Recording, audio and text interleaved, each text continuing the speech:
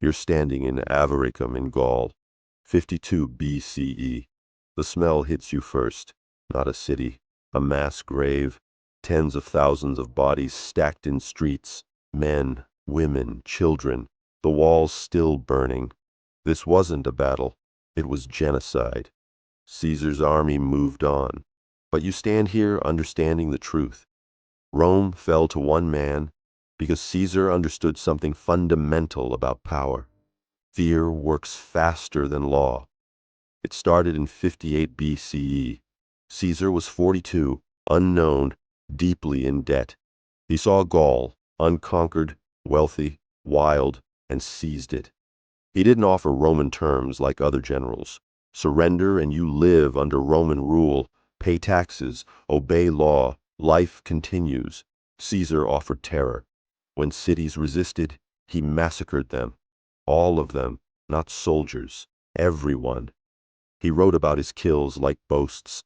1 million Gauls slaughtered over 8 years, not captured, not subdued, killed. Avaricum held out for months. When it fell, Caesar's soldiers poured in. Hours of slaughter. The city was erased, not conquered, deleted. Caesar documented his own massacres in the Commentari de Bello Gallico, his personal war journal. He tallied the dead like accounting. He turned atrocity into propaganda. Why massacre entire populations? Because terror works. When word spread that Caesar was coming, cities surrendered. They'd heard about Avaricum. They'd heard about the others. They knew resistance meant extinction, so they capitulated. Psychology, pure psychological warfare. In 8 years, Caesar conquered all of Gaul. Millions under one general, one entire civilization, Celtic culture, language, religion, erased and replaced. Then he looted it. Caesar didn't just take territory. He took everything: gold, valuables, property, crops, livestock. He sent it all to Rome. He distributed wealth to his soldiers, creating a loyal army. He bribed politicians. He built monuments bearing his name. He threw games and parties that made him beloved. The wealth of Gaul became the foundation of his power in Rome. By 49 BCE, Caesar returned to Rome as the richest, most popular general.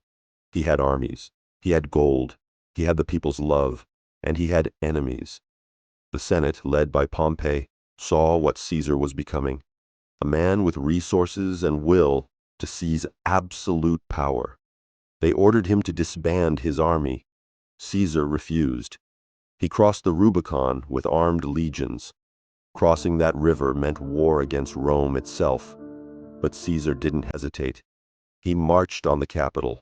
Pompey and the Senate fled. Caesar took the city and declared himself dictator. The Republic was over. The Roman Republic had lasted 500 years. It survived kings, invasions, civil wars. It created a system of shared power. Caesar destroyed it. He maintained the appearance of republican institutions. The Senate still met. Elections happened. But Caesar controlled everything. He appointed allies. He passed laws benefiting himself. When he wanted something, he got it. Anyone who opposed him learned what happened in Gaul. Political enemies were exiled.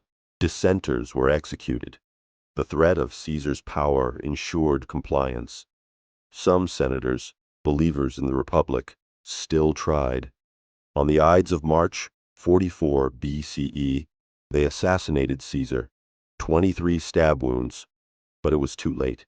The Republic couldn't be saved. Caesar's death created a power vacuum. His ally Octavian filled it.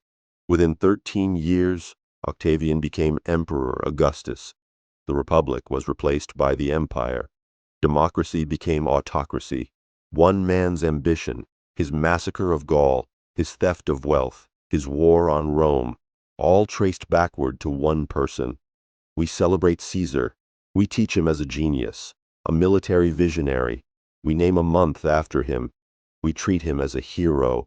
But let's be direct about what Caesar actually did. He invaded. He massacred. He stole.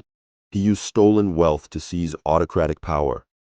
If a modern leader did this, we'd call it war crimes, imperialism, genocide.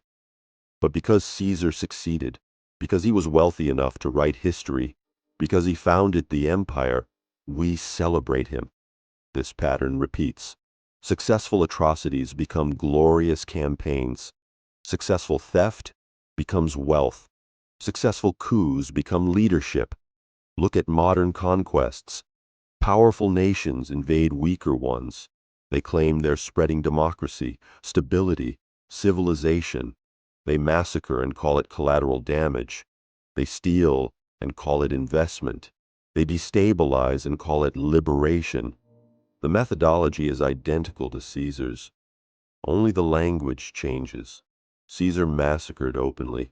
He didn't pretend Gaul wanted conquest. He just did it because he could. He was honest about his brutality. We hide ours behind ideology. We claim moral justification. We claim we're helping. We claim we're civilizing or liberating. The bodies are the same. The theft is the same. The destabilization is the same. Caesar just admitted what conquest actually is. Avaricum never recovered. The population is gone. The wealth is gone. The culture is erased. Caesar moved on. He conquered. He stole. He didn't care what happened to Gaul after he left. He only cared about power in Rome.